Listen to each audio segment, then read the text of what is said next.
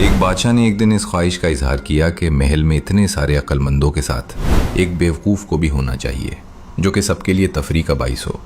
چنانچہ بڑی کوششوں کے بعد ایک بیوقوف کا انتخاب ہوا۔ اس کے لیے ایک خاص قسم کا تاج بنوایا گیا۔ بادشاہ اس سے روزانہ چند ایک سوال پوچھتا اور بیوقوف کے جوابات سن کر بادشاہ اور درباری خوب ہنستے۔ وقت گزرتا گیا۔ ایک دن بادشاہ سخت بیمار ہو گیا، یہاں تک کہ طبیبوں نے بھی جواب دے دیا۔ بادشاہ نے اپنی تکلیف دور کرنے کے لیے اپنا آخری وقت بیوقوف کے ساتھ گزارنے کا فیصلہ کیا اور اس کو طلب کر کے کہا کہ آج تم سوال کرو، میں جواب دیتا ہوں۔ بیوقوف نے سوال کیا کہ آپ اپنی موت کے بعد کہاں تشریف لے جائیں گے؟ بادشاہ نے کہا کہ اپنے مالک کے پاس۔ بیوقوف بولا، آپ وہاں کتنے دن رہیں گے؟ بادشاہ نے کہا کہ ہمیشہ ہمیشہ کے لیے۔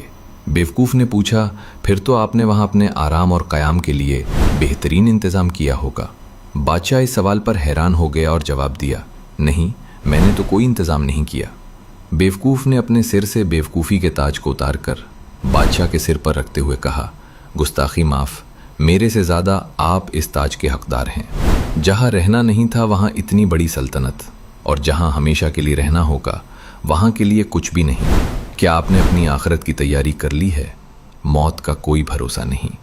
یہ ویڈیو بس دیکھنے کے لیے نہیں ہے، اسے اپنے دوستوں تک ضرور پہنچائیے۔ ہو سکتا ہے اسے دیکھ کر کوئی آج سے اپنی آخرت کی تیاری شروع کر دے۔ اور یاد رکھیے، اگر آپ کی وجہ سے کوئی جنت کا حقدار بنا تو اس کے ہر نیک عمل کا ثواب آپ کے نام اعمال میں بھی لکھا جائے گا۔